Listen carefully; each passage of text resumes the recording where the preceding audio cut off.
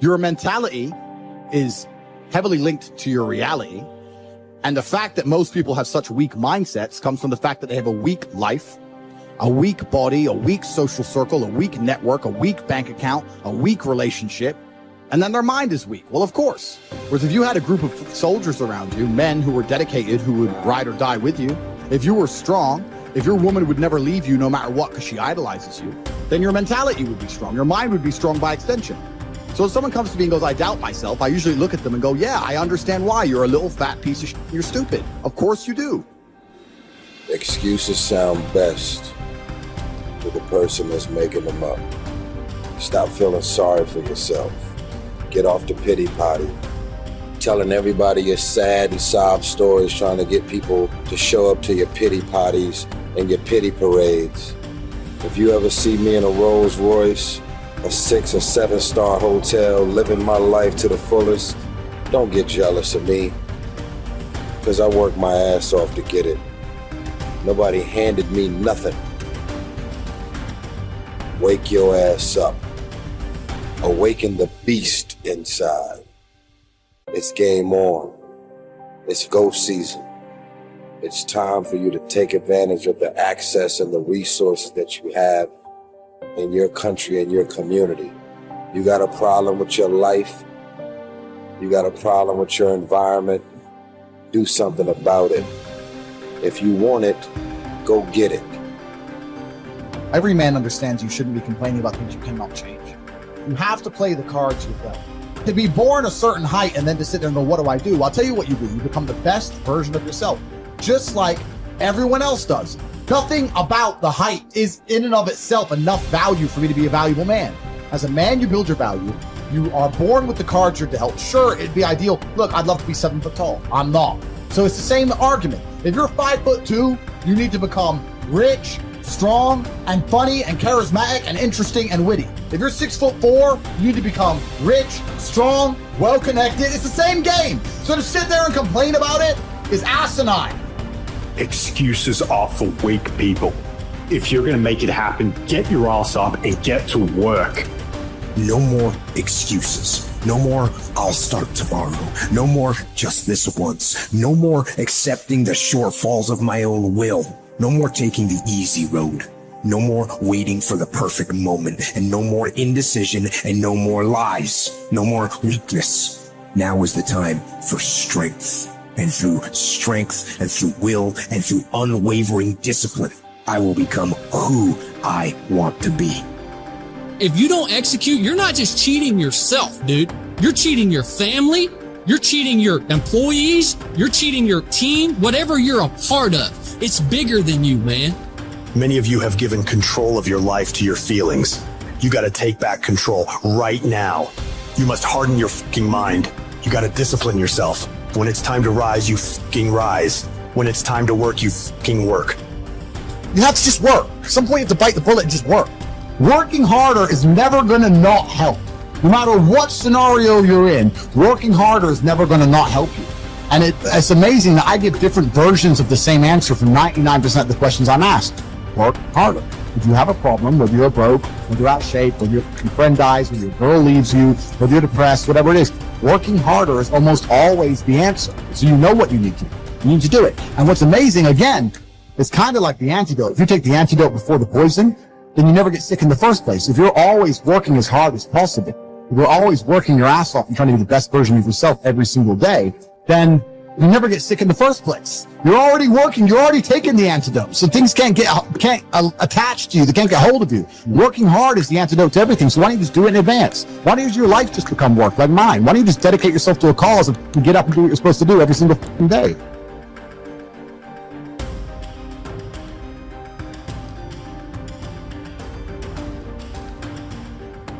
I want to talk to you today because I hope that of all the talks that happen here, you forget about me, but that this changes your life. And I want to remind you of something as I begin today, that you were born to do something great with your life, that you're extraordinary. Listen to me, that you're enough, that you're special, that you're favored, that you're chosen, regardless of where you come from, regardless of what you've been carrying with you. Some of you come in here today, and you know what? You've even thought of harming yourselves. Maybe you're even proud of the fact you haven't killed yourself. But every day, some of us are killing ourselves with the shame we carry from something we've done, some humiliation, some fear. We put this gun to our head every day that tells us we're not enough. We're not strong enough, pretty enough, smart enough, favored enough, that we're doomed. And we carry these guns in our head every day that shame us, that take our confidence from us, that steal our joy. It's like a knife. You don't have to kill yourself because you do it every day.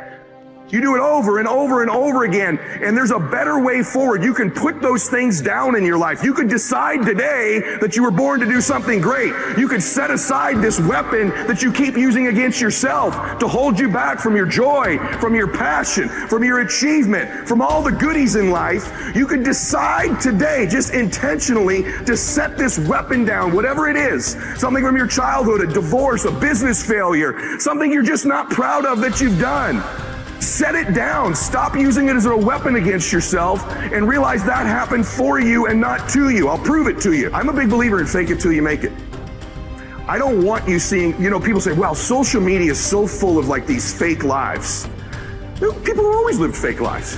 I was living a fake life way before social media came along. In fact, when I became an entrepreneur, I wanted to be somebody so bad. I wanted to be rich so bad. I thought, if I don't look successful, no one's going to listen to me.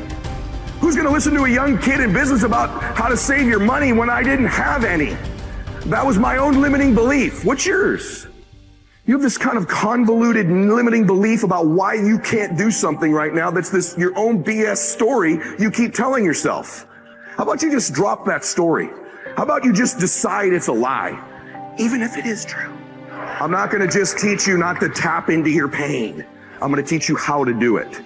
Okay, I teach people how to change things technically, but I believe in this concept of living blissfully dissatisfied, which means there's a way. Most achievers have it backwards. They think, hey, if I enjoy my success, I'm going to lose all my drive, right? And then other people that aren't successful yet, haven't reached what they want, or they delay their bliss until a destination in the future. Once I get this relationship, once I make that money, once I get that car, once I have that home, then I'll let myself feel bliss. And so I teach you that the concept is you can live blissfully and still be dissatisfied. Your pathway to changing how you feel about yourself, of getting to the next level, is always giving, always giving, always giving. I have this thing I kind of run my life through that kind of is my governor on my life of when I'm trying to give and when I'm trying to make a difference for people. And I just have this hallucination. I am a Christian, and so I believe that someday when I die, there's an accounting. I don't care if you. I'm actually one of these very interesting people that I believe in the quantum field and energy because I know it exists, and I believe my Lord and Savior created it.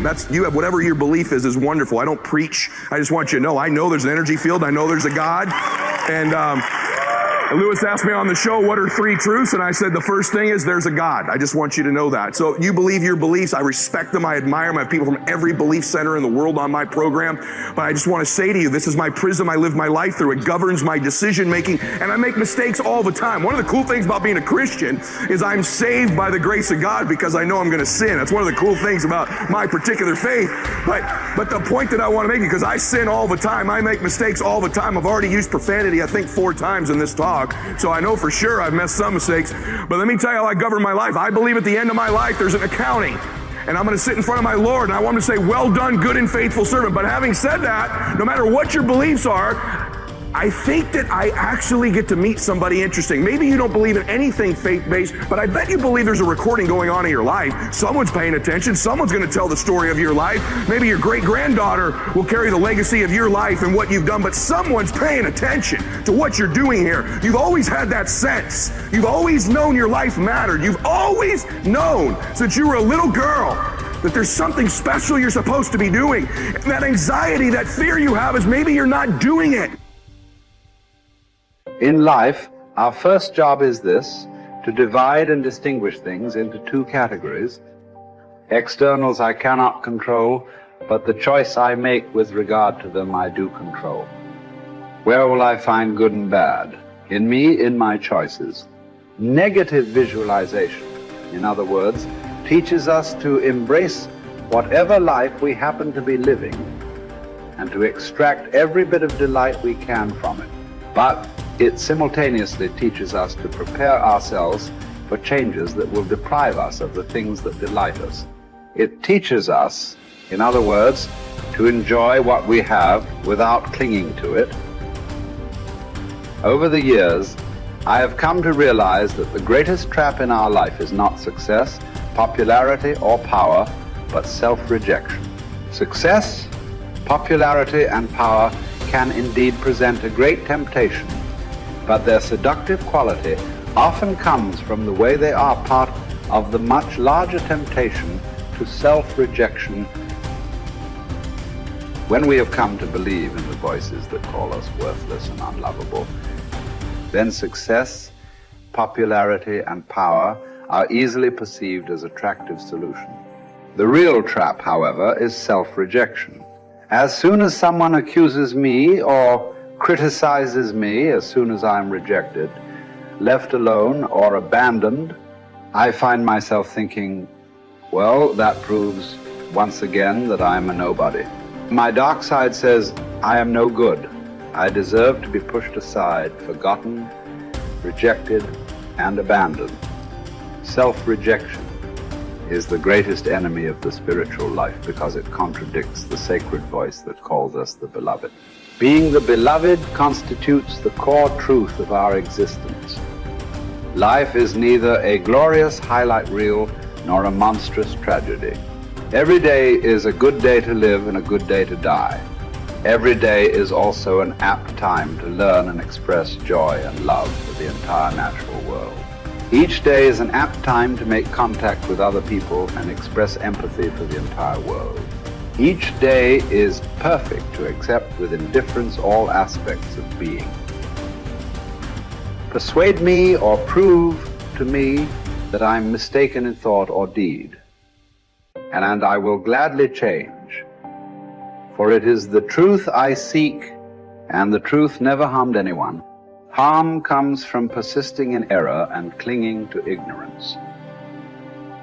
Let us too overcome all things, with our reward consisting not in any wreath or garland, not in trumpet, calls for silence, for ceremonial proclamation of our name, but in moral worth, in strength of spirit, in a peace that is won forever, once in any contest fortune has been utterly defeated.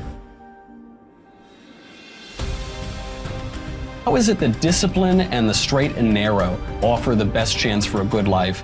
And how is it that we have forgotten that is the case? Well, the reason that discipline is necessary is because you're a mass of competing short-term interests. And so the question is then, well, which short-term interest should win out? And the answer to that is, well, none of them. They need to be organized into a hierarchy that makes them functional across time and across individuals. So like a 2-year-old is very likely to act out his or her proximal impulse. But of course, a 2-year-old can't survive in the world. You have to bring your primary instincts, let's say, under the regulatory structure of a higher order value system that allows them to manifest themselves without undue mutual sacrifice across large spans of time in the presence of large numbers of other people. So that requires a very sophisticated ordering. It's like, we already talked about the fact that a meta-narrative is necessary to unite subcultures, say, so that they can operate peacefully and harmoniously within the same space. The same thing applies within you, because you're an internal coalition of warring single-minded tribes, and they have to all be brought under the organizational structure of long-term collective vision, let's say. Mm-hmm. And in order to do that, you have to be disciplined. And any discipline,